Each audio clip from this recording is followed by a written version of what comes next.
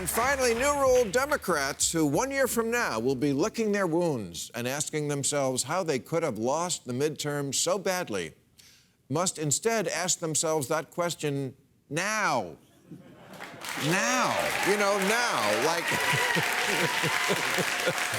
while there's still time to do something about it. A couple of weeks ago, Amy Klobuchar was here, and when I suggested the Democrats need a messaging czar, she offered me the job. Well, you need a messaging czar in your party. And do you think it should be you? Amy, I'm flattered. But after careful consideration, I must decline. The hours it would take me away from home would make it very difficult on my family.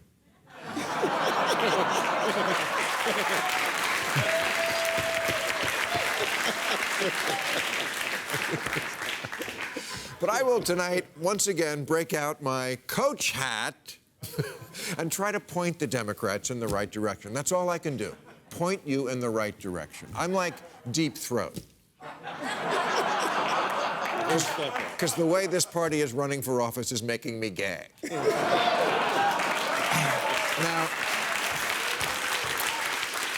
I know liberals think this country is full of dumb white people, but in our democracy, dumb white people make up a substantial portion of the vote.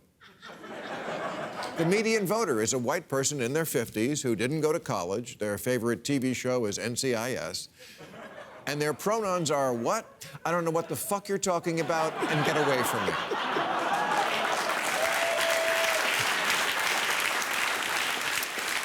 In 2008, Republicans only won 4 Virginia counties by more than 70%. This month, in the governor's election there, they did it in 45 counties. And this is what a lot of Democrats were told was the reason for that. Glenn Youngkin's win proves white ignorance is a powerful weapon. Racism still works in Virginia. It's not the messaging, folks. This country simply still loves white supremacy.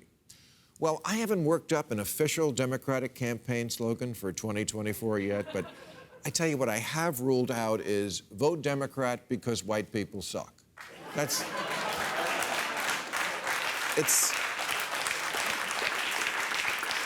It's like trying to get laid by saying, you're ugly, you want to dance?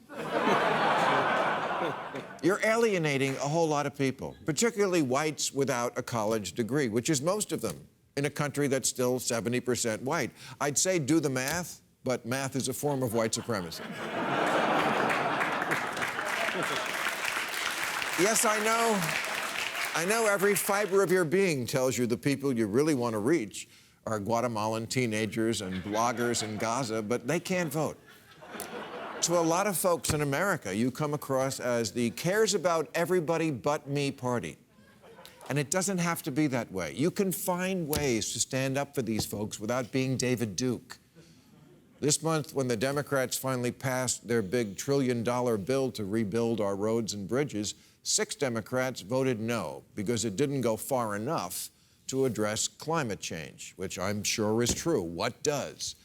But this was free money from the federal government that would actually improve their constituents' lives. I can see a voter saying, you know, squad, I agree with you on climate change, but as long as it is happening, we also need money for getting the water pumped out of the subway. Can we do that before we build the workers' paradise? One of the first things Biden did in office was getting through a COVID relief package that sent $1,400 to, well, everybody, without a single Republican vote. And today, Trump is leading him in the polls. You can give the people all the goodies Joe Manchin will allow, and it doesn't seem to buy their love. Why? Why is the party that supports so many issues that benefit the middle class still considered out of touch by 62% of Americans? In plain English, nobody likes a snob. Hillary Clinton didn't have anyone on rural research or outreach when she ran in 2016 until the race tightened just before the election. Then they hired one. And where was his office? Brooklyn. True story. Politics is local, not locally sourced. It's not artisan. It's art and Stan.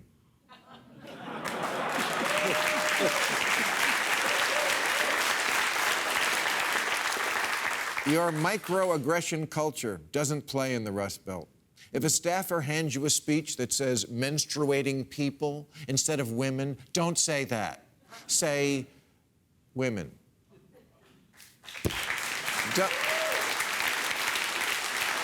Don't put anyone fresh out of college in charge of the campaign. They've been given participation trophies their whole life. They don't know how to win.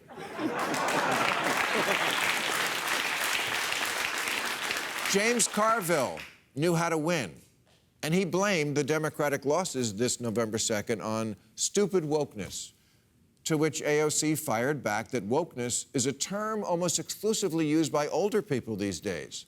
So that should tell you all you need to know. What? This is a term folks like you brought out very recently and had been proudly displaying at every march since. Just last year, The Guardian declared woke the word of our era. I guess they didn't get the memo from the Mean Girls Club. We don't use that emoji anymore. Woke, please. We say fetch now.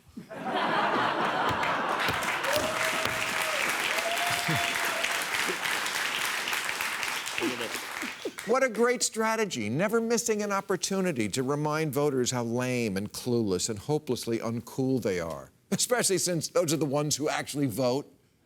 But okay, fine. What word would you like us to use for the plainly insane excesses of the left that are not liberalism, but something completely different? Because you can't have that word liberal from us and think it should cover things like canceling Lincoln and teaching third graders they're oppressors. That's all your new thing.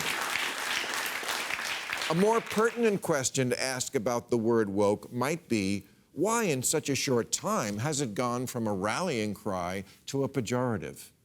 If the word only made you think of rational, deserved causes like teaching a less whitewashed version of American history, AOC would still want to own it. But it's a joke, because it makes you think of people who wake up offended and take orders from Twitter, and their oversensitivity has grown tiresome. That said, I would love to have AOC on this show. There's so much to admire there. I was one of her first supporters for the Green New Deal idea. But that will probably never happen, because Democrats don't go anywhere these days where they're not pre-adored. And that's my last bit of advice to them. Go where the amen corner isn't. Do Fox News. Be brave. Come here. Go everywhere. Winning is about expanding the electorate.